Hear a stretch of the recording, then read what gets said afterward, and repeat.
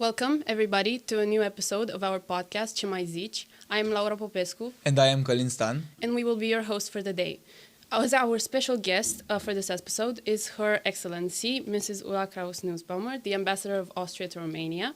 Your Excellency, we are honored and truly delighted to have you here with us at the Lauder Educational Complex today, and as a special guest on our podcast.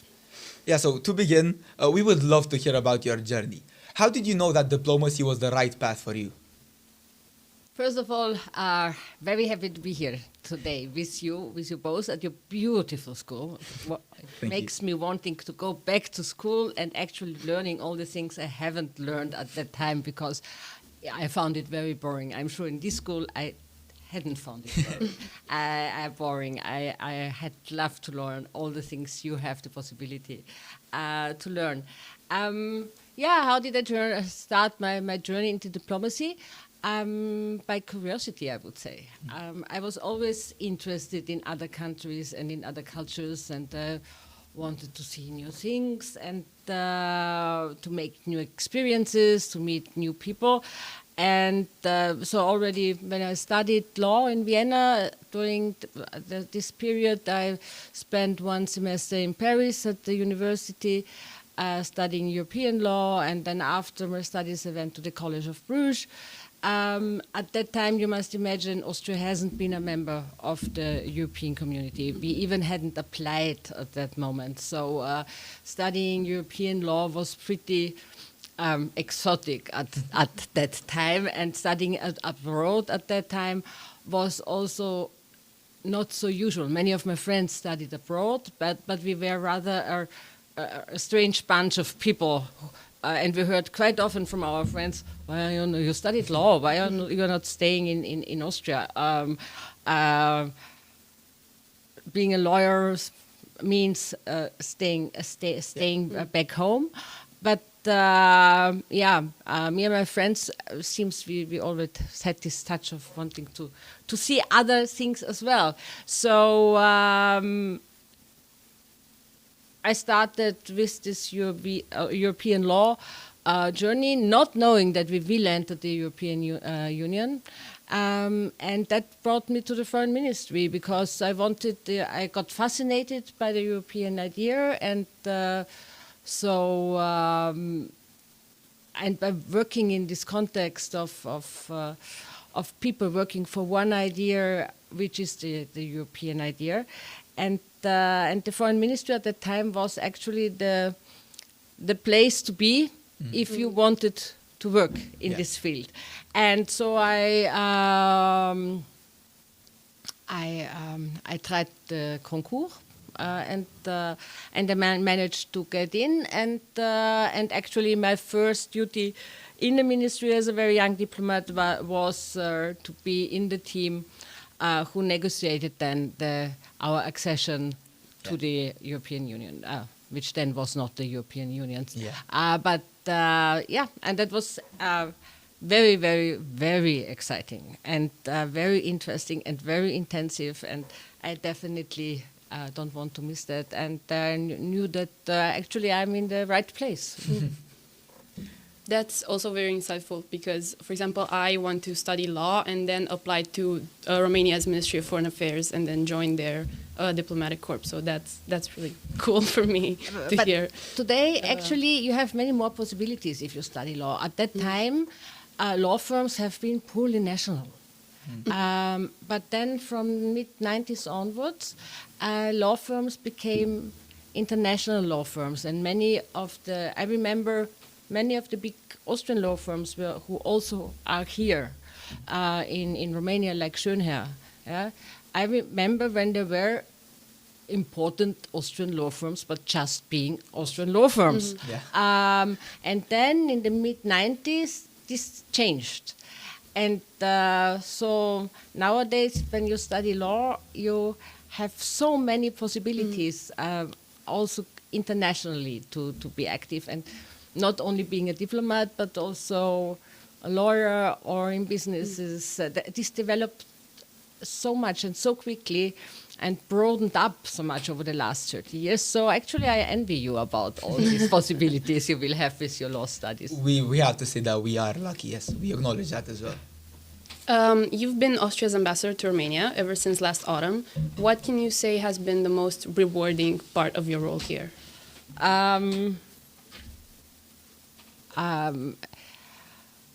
Difficult to say. There are so many rewarding elements of being an Austrian ambassador to Romania. Actually, for an Austrian ambassador, being in Romania is a very, very honorable and very, very lucky position.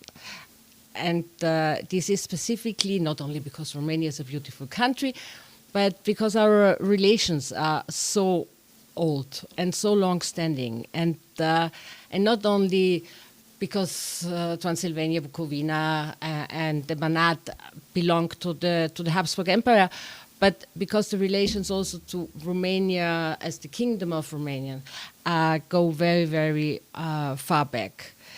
So we built actually on next year. Next year we celebrate 165 years of bilateral relations between Austria and Romania. And actually this year, I realized 2 days ago, we celebrate 105 years diplomatic relations between Romania and the Republic of Austria.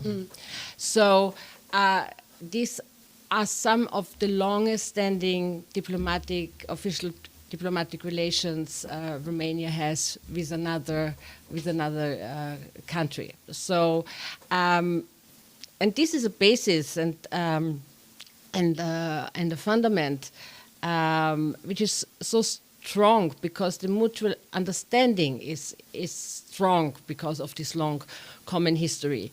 That this is a very, very specific situation for ambassador, being in a country which knows your own country so well, and vice versa.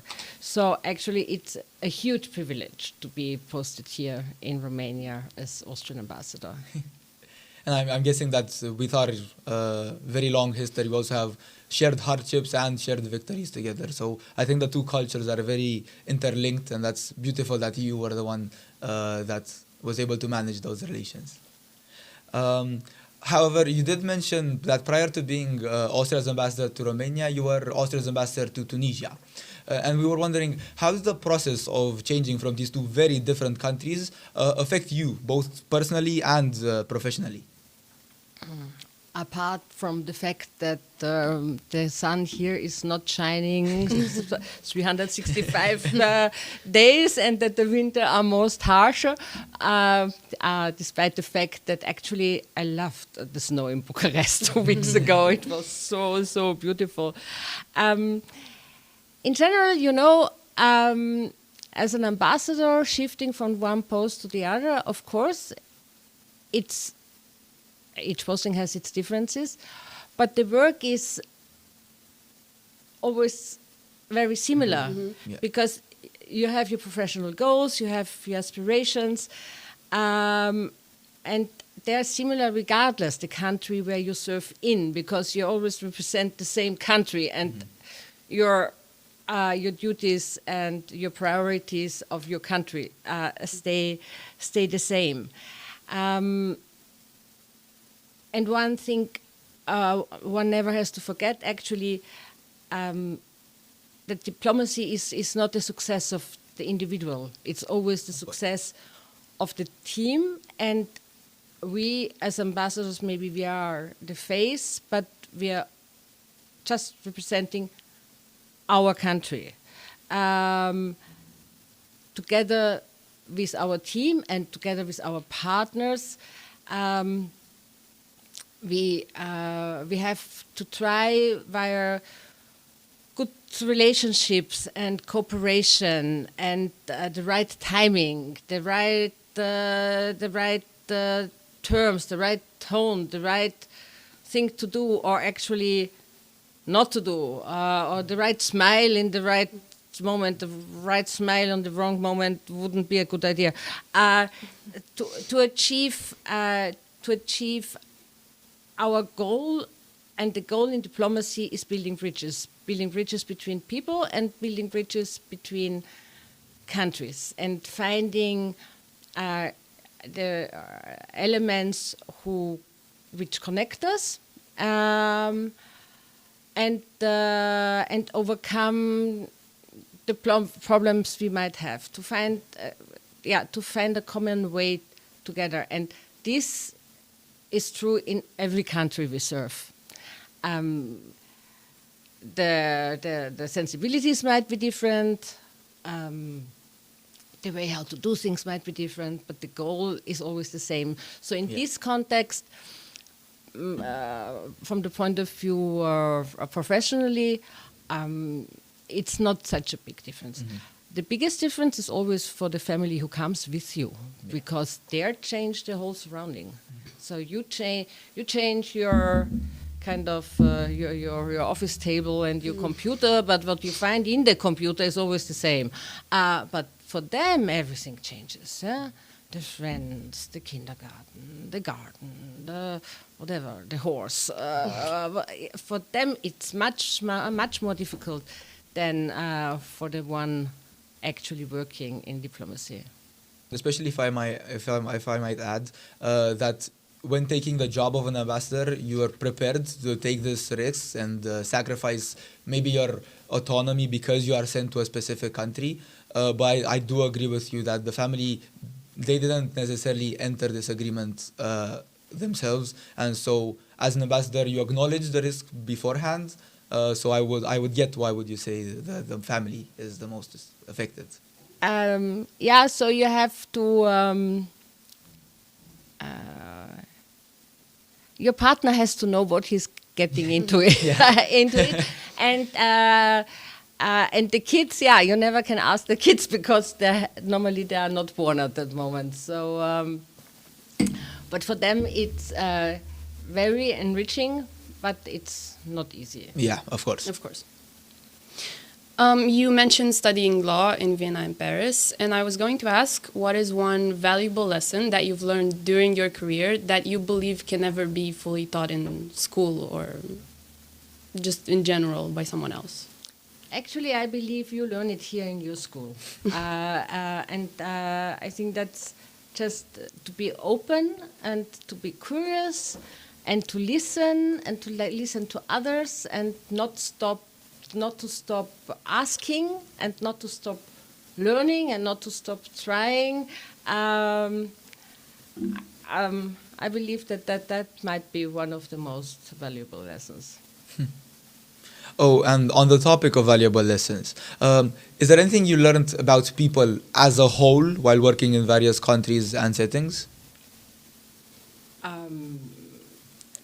Maybe I didn't learn it, but I was confirmed in my firm belief that how you approach people makes the whole difference. Mm. And if you approach people with interest and empathy, in the best belief that to build good and strong relationships with them, this will work out. In general, not always, but in general, I believe that this is the best receipt for that, and that's the same all over the world. Mm-hmm. We were talking about culture just now, and I know that you spent a couple of years promoting Austrian culture, like when you led the Austrian Cultural Forum in Warsaw, which you were talking to us about before. Why do you think culture matters so much in connecting countries? And I know you've already said a couple of words about that. And most importantly, how does Austria promote its culture in Romania specifically? Culture, okay, for an Austrian, culture is kind of our strong power. So culture is a soft power, but for us, it's a major topic. And if Austria is known for something in the world, is its culture. Mm-hmm. Not only on the 1st of January when everybody is listening to the New Year's concert, but in general. But art and culture is not only one of the essential components of Austrian identity, actually. But it is a very, very important component of our international relations, and not only of Austria's international relations, but the belief that culture is a soft power, which is important for relations in general. When you look back at the Cold War, for example, when nothing was possible, everything was closed, nobody spoke to anybody from the other side, but the cultural exchange always remained open. So via culture, there was some exchange, and via culture, sometimes you can transport things you couldn't transport directly. So, to give you an example, our cultural forum in Tehran. So we have one of the very few European embassies open in Tehran, and we have a very big cultural forum there. And they're also having language classes, and they also have a choir. And now you know that in very Islamic countries, women are not allowed to sing, and even less to perform. And there, in this choir, everybody is singing together and they're performing together. And when the forum is inviting Austrian artists, they specifically have a target to invite female Austrian artists, for performing public. So that's kind of a underneath message, but it is a message, and you can do that without bringing anyone into danger, and still you're doing the message, and that's the power of culture. You can transmit ideas, not with the stick, so to say, but in a soft level. And I believe this is a very, very important tool. And the other thing is that cultural events and exchange is a good way of exchanging people, of bringing people together, of creating encounters. So the Cultural Forum in Warsaw, which is now since nearly 70 years old, for example, during the Cold War and during the very difficult times in Poland, when Poland was really very closed, it was the place where the opposition went for reading Western newspapers, for reading Western books, for exchanging with one another. So all the Polish prime ministers, more or less, at a certain period of the time, were there and discussed their ideas there in the premises of the Austrian Cultural Institute, like in a safe haven, and it was in a cultural context somehow. So I think culture has a very, very important role to play, and also in bringing people together. If you think about the orchestra of Barenboim, he created with Israeli and Palestinian young musicians. I think this is a wonderful example what culture can do also in very difficult circumstances. So I was always very happy being able to work in the cultural field. Also because when you're working in the cultural field, you're doing projects, and doing project means you see some results, and I like to see results. So and you get in touch with very interesting people you normally only know from the screen or from television, and you can exchange with them, and it broadens your horizon incredibly, actually. So here in Bucharest, we have the Austrian Cultural Forum, which is not very big but very active, and it is an integral part of the embassy, because for us the foreign cultural policy is part of the foreign policy. So it's not done by the cultural ministry or by the Ministry of Science. It's part of the foreign ministry. This is very different from country to country. We are pretty small, but we are pretty active. And last year, actually, the Austrian Cultural Forum organized more than 170 events with more than 100 projects in nearly 70 places all around Romania. And what we are very much looking for is organizing events also outside of Bucharest, because like in every capital, Bucharest is so busy and so much is going on, and and obviously all the artists want to be present in Bucharest, but actually the public is much more interested outside of the capital, and that goes for every country, everywhere in the world. So we always try to do a lot of events all over the country, and we are very much helped by this as well, by the fact that Austria has 4 Austrian libraries in Romania, who are adjacent to the universities. So we are very grateful to the universities for giving us this opportunity and for hosting these Austrian libraries. And we have them in Timișoara, in Bucharest, in Timișoara, in Iași, and in Cluj. And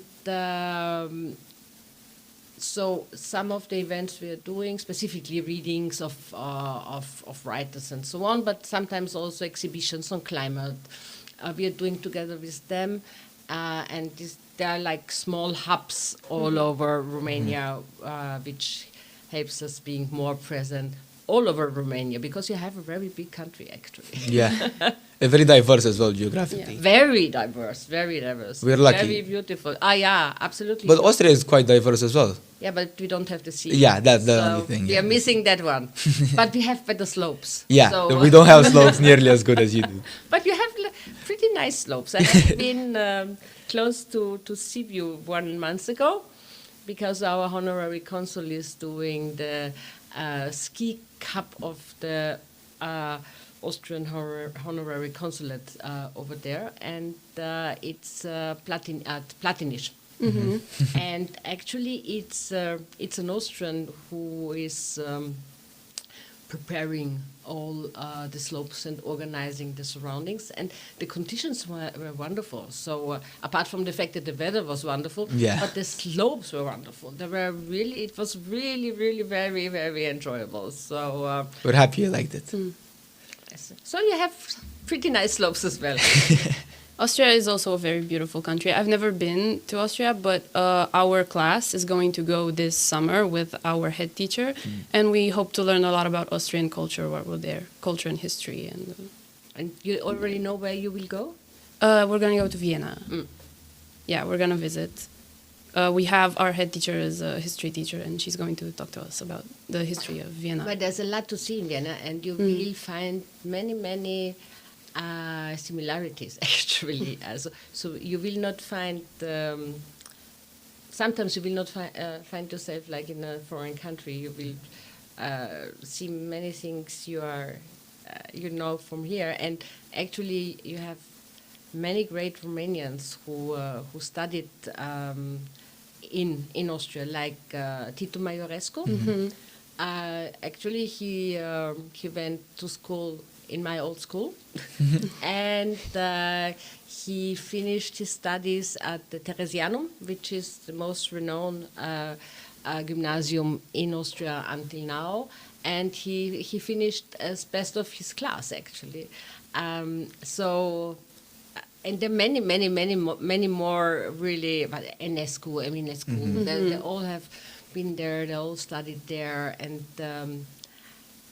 I know there is the Romanian embassy in Vienna, together with historians, is thinking of making a research of all the famous Romanians who have lived in Romania, in Vienna. Yeah. And then nowadays we got very famous Romanian, like the former director of the State Opera, Jan Hollander, who comes from Timișoara, and Dornhelm, I don't know if you know him, he's a film director. He nearly won an Oscar once, who is also from Timișoara,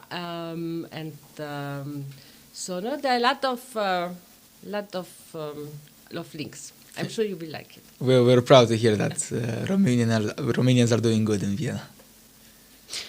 We were talking about ties between countries, and I was going to ask, there are a lot of Austrian companies here in Romania. What do you think is the role of an embassy in boosting economic ties between two countries?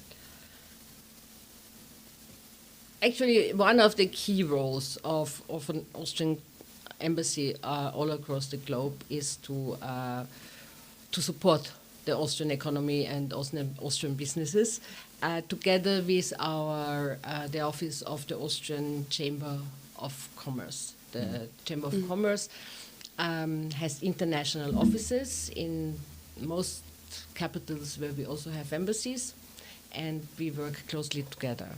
So what you have to do can be very varied. So it depends really on the occasion. What makes it very special here in Romania is that here in Romania we have so many Austrian companies on the ground, and actually that Austria is the second largest investor in Romania after Germany, which is in itself quite remarkable because Austria is only 1/10 of Germany. So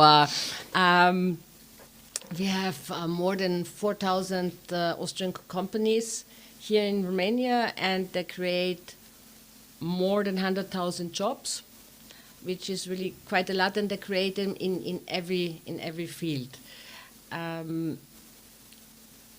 But that brings me again back to our historic links, actually, because you could ask why is it that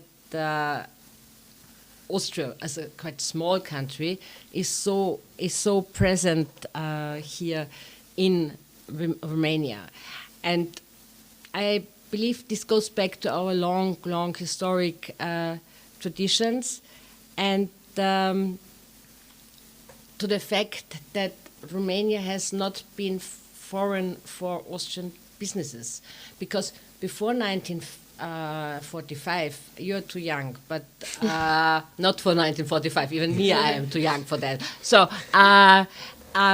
but you may know Meindl Cafe, for example. You find it someplace. Yeah. That's an Austrian business. I think it's 150 years old now. So Romanians drank Meindl Cafe already before 1945, you know, and you have the brick manufacturer Wienerberger. At that time it was called Drasche, but it doesn't matter, it's the same. They built their houses with Wienerberger before 1945, and they ate Mannerschnitten. I don't know if you know Mannerschnitten. I'm not okay. Sure. You have to go to the OMV fuel station, and there you will find them. But before, you found them everywhere. Yeah. Or Lobmeier is a very, very famous Viennese tableware business, very beautiful, 250 years old. You find this tableware in Peles Castle. Yeah. So their grandfathers have strongly been in business with Romania, and not only in the Banat and in Transylvania, but with Romania even before the First World War. So it was pretty natural for them coming back. Yeah. So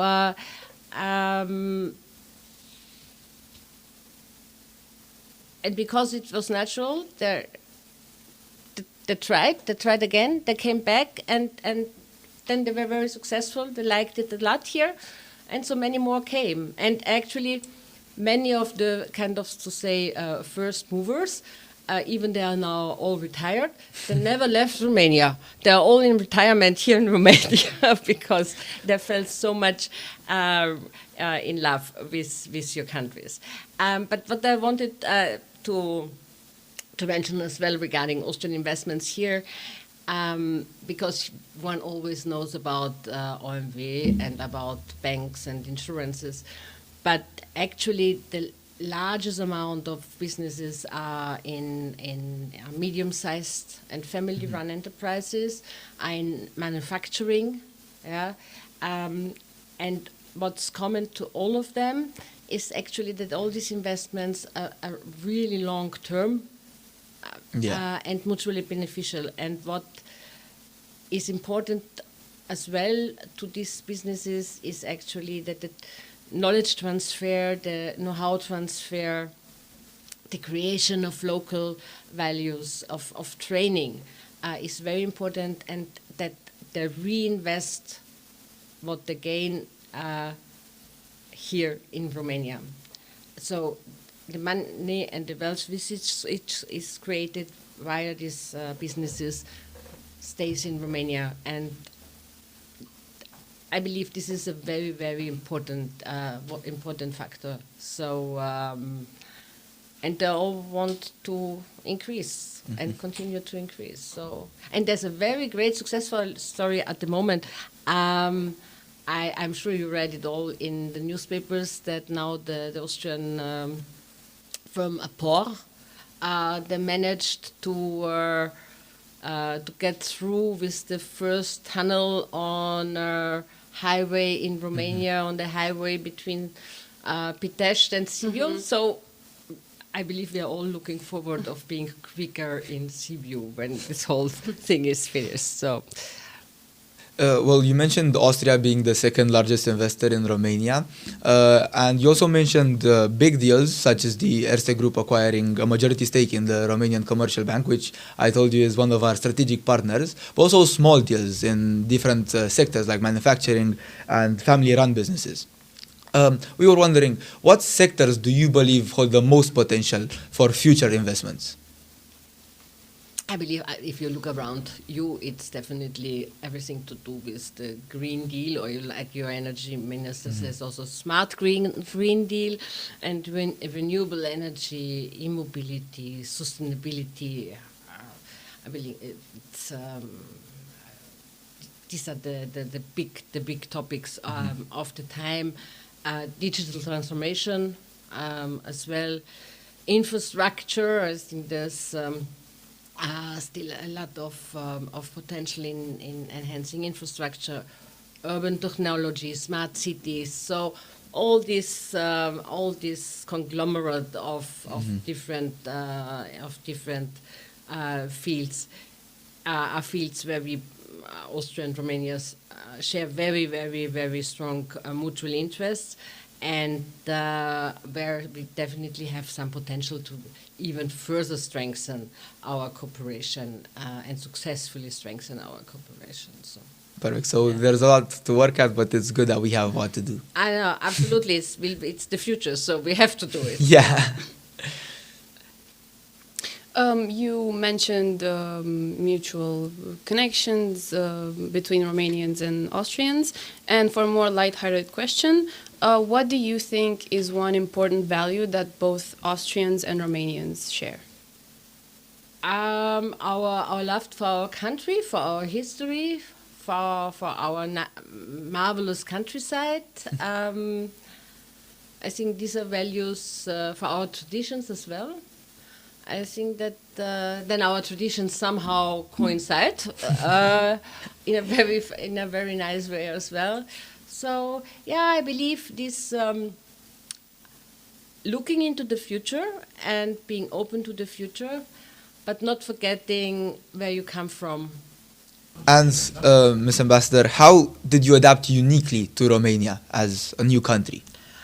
So I before the turn of the century, I spent, around the turn of the century actually, I spent some years in Berlin, which then that was only 10 years after the fall of the wall.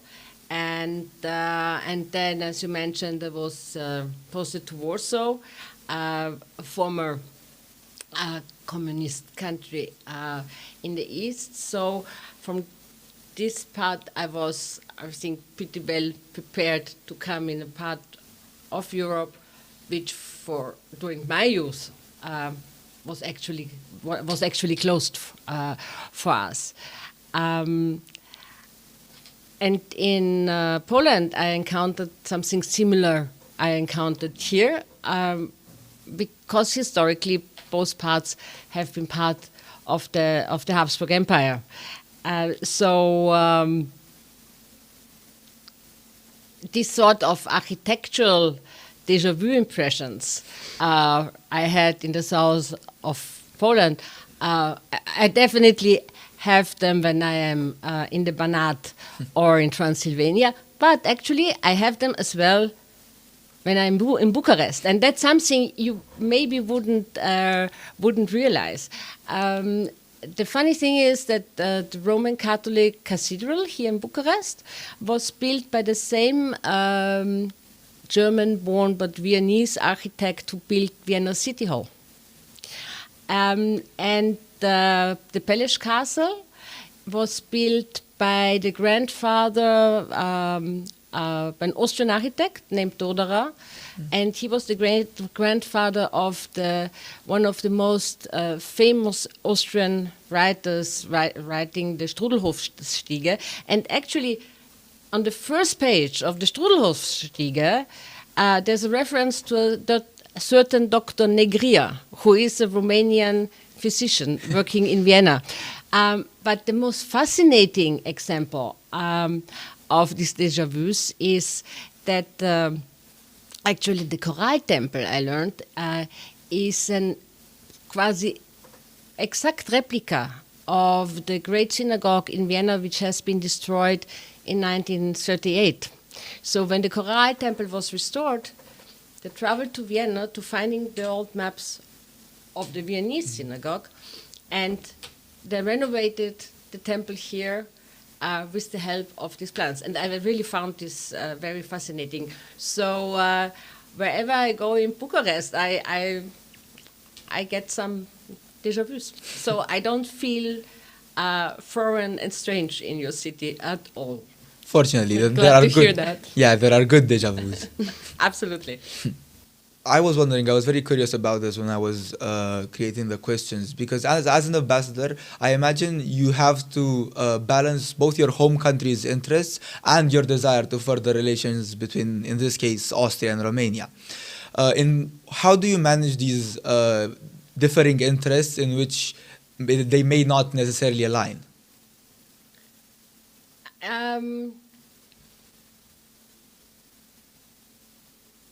Somehow, as ambassador, you have two heads. Mm-hmm. One head, of course, is you're in your host country. You have to represent the interests of your country, but at the same time, you are also the person who back home then tries to make understand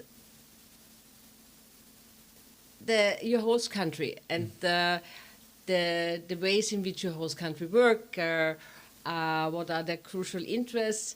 So, because if you manage to make this understand, you find solutions much easier. Yeah.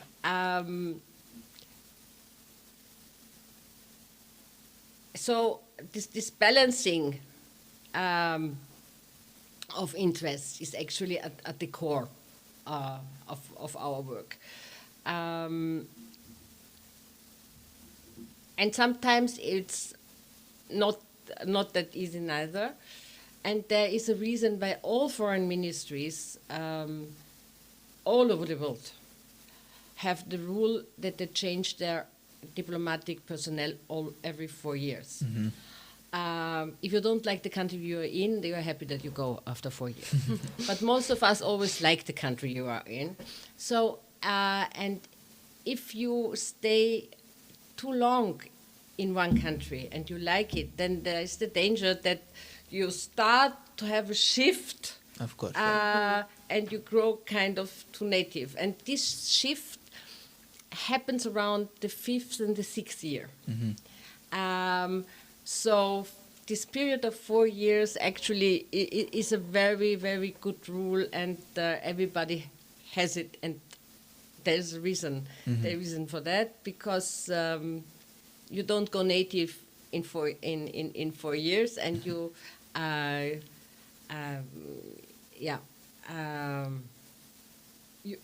you stay, even if you like the country, but you stay emotionally still more detached. But actually, this juggling between both countries is one of the most interesting parts of our work, and it's the way to find solutions. Yeah, of course. So and to find compromises. So it's at the core, and actually, it's not that difficult. I see. Or at least in the countries I had the pleasure to be, it was not that difficult. And you mentioned that even though you have to become detached emotionally from your host country, that's why you have to kind of convince your own country, your home country, what you are doing is good in the host country and everything that's about that country, in your case Tunisia and now Romania. I was wondering, how would you describe the current diplomatic relations between Austria and Romania?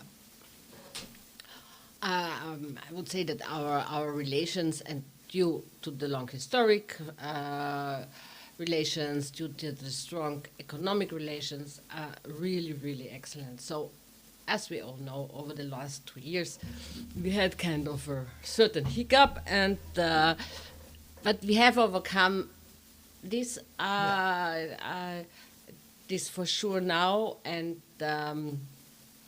our relations are so strong and so good that in the long term, I'm convinced it will be forgotten, and but also in this context, the businesses, for example, they have been one of the biggest advocates for Romania in Austria for finding a solution. Yeah. So thanks to our really good relations, we always have overcome all challenges, and that will be also the same in the future. And at the moment, with 2 foreign ministers, both knowing the other country pretty well, I think we are on the best of all tracks for further strengthening and further enhancing our relations. Yeah, and definitely it's good to know that such a long-standing relations, diplomatic relations, I mean, between the two countries is not necessarily affected by a small bump in the road like it was the last 2 years. But would you focus on specific areas for further collaboration? In the diplomatic region, I mean. I think apart from the economy, we are very strong partners in the European Union together. We are obviously supporting Ukraine and Moldova very strongly. We are both partners also in supporting the enlargement towards the Western Balkan countries in the EU. So we have many topics in common.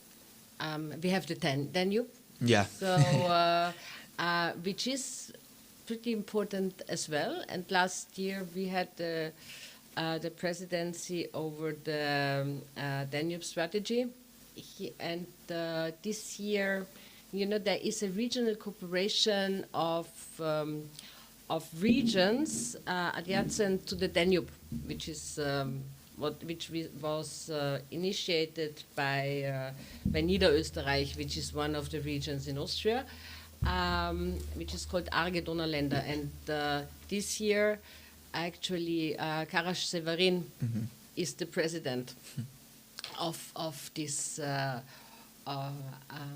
organization. So we are waiting for many common projects together in this context as well. So and the Danube is very important also economically. So, for trade, I guess. For trade, it's very, very important. So and it's a beautiful area for tourism. So on the topic of the EU, many of us here and many students in Romania in general care a lot about Europe's future. What do you think are the biggest challenges that we will have to face together, us in the EU, in the next coming years? I believe the biggest challenge is that we have to stay united. Unity. Like the saying is the unity in diversity, and I think that's the secret of the success of the EU, and unity is crucial. And unity you can only achieve when you talk to each other. So I think this is really the biggest challenge, and the EU already overcame a lot of different crises, and we always came out stronger, and I'm pretty confident that it will be the same this time as well. You mentioned that it's important talking together, so I would just like to mention that it's good that we have this talk. But I was wondering more about your personal life, beyond official engagements. Are there any projects or initiatives you are particularly passionate about that people might not be aware of? Actually, I'm pretty passionate about a lot of things. I like going to the opera and to the museums and to the theater. Okay, here it's a little bit tricky because my Romanian is not that good at the moment. But I also like hiking and walking in the mountains. So actually, Romania is the perfect place. Yeah. Many of us here at Laude Reut are dreaming of a diplomacy career, of a career in diplomacy. So what would be one bit of advice or insight that you would like us to know before we take this path that you think we should know?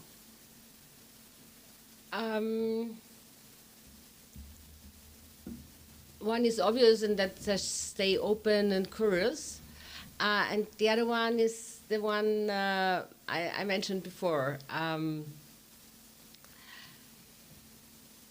that you have to be conscious that it takes... it asks a lot of your family and of your partner, and if you have them, of your kids. And that's something one has to be aware of. And this is something one has to be aware of regardless if you're a girl or boy. Because in former days, it was the typical question you were asked as a woman. Nowadays, it goes for both. And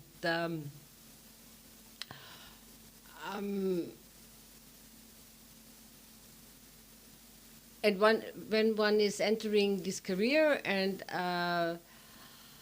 very fascinated by it, and everything is excited, obviously you don't think about that.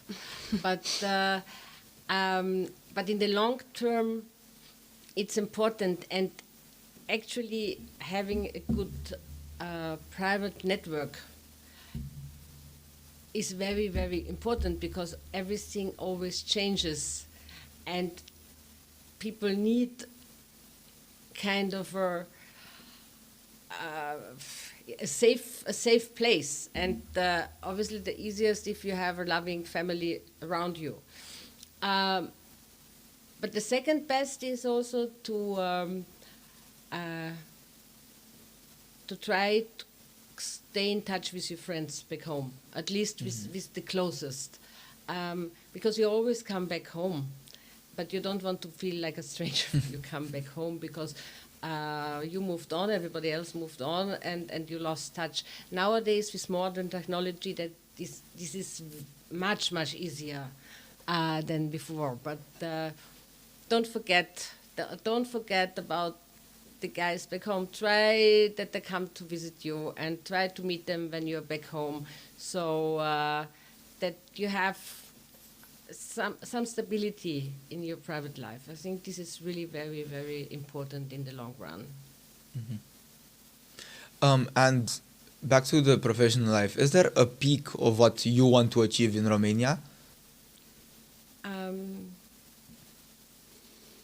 I just would like to be able to enhance our relationship further, to enhance our personal exchange further. So after COVID and all the other things, to have more direct visits again. So I would love if we could do our share in enhancing this direct exchange between our countries. Yeah, that's good. You mentioned in your free time you enjoy going to the opera or the theater, but also in regards to your more professional life, do you have like a daily ritual that brings, let's say, effervescence or vitality to your work? Like maybe something you enjoy doing before work? Yeah, having the coffee in the morning, first thing in the morning. What I think is very, very lovely every day is we have a small dog, and the embassy and the residence, it's the same building. It's just behind a small but a very nice park. And I very much enjoy just sneaking out from time to time with the dog as an excuse to go out in the park. And it was specifically beautiful now when it was everything full of snow. But now it's lovely because you see all the things starting to blossom and coming out, and the fresh green. So, yeah, that's something very nice. Almost finishing, unfortunately, we were wondering, if you wouldn't be a diplomat, what other career would you choose? Actually, before studying law, I was quite on the verge of studying medicine. And I still believe that I had liked that, because I find it very, it seems that I'm pretty curious. So I find it fascinating to figure out what things are behind something. And I love to read all these scientific articles I don't understand anything about, but I'm still fascinated about it. So, yeah, maybe it had become doctor. As you mentioned curiosity a lot, I am curious now. Was there any point a specific point in which you said, okay, I'm going to go into diplomacy more than medicine, or I like law more than medicine? It was a very, actually the moment I decided for law, the medicine route closed somehow. And that was a very rather emotional decision. I remember just to get an idea about what this whole thing would be about, and what law is about. I joined a friend who then was in her first year in the Roman law lesson, and so I accompanied her, and the professor talked about how it is when someone steals a slave from his Roman master, and how he gets punished, and how this is different to if he steals a pig. I still remember that. And I was fascinated by this deduction method. Actually, how you come from one point to the other, and like in a crossword puzzle. And then I decided to study law, so it was not very reflected, actually. But I'm guessing it was quite an emotional decision, choosing to do something for the rest of your life and closing the door. I fear I was not that reflected on the time. It was just, I said, okay, that's what to do. It's like an That's impulse. I would like to do. And okay, I'm coming from a family of lawyers, so it was not very far. Because both my parents are lawyers. But yeah, I thought, no, that's fun. Sounds great. Sounds interesting. Let's do it. So all the other reflections came later. Well, Your Excellency, here at our podcast, What's New, and for our Romanian viewers, Ce mai zici, we have a tradition in which our guests leave a few thoughts in our Book of Honor. And we would be delighted if you could do so. With great pleasure. So you to please write on the right side, because on the left side there will be a picture, and here is a pen. Anything you like. It's your own thoughts.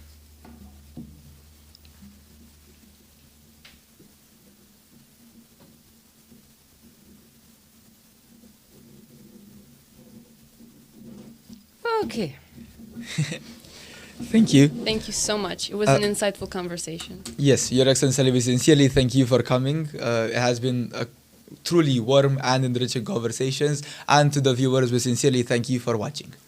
It was absolutely my pleasure being with you, and you're a great podcast host. Thank you. Thank you.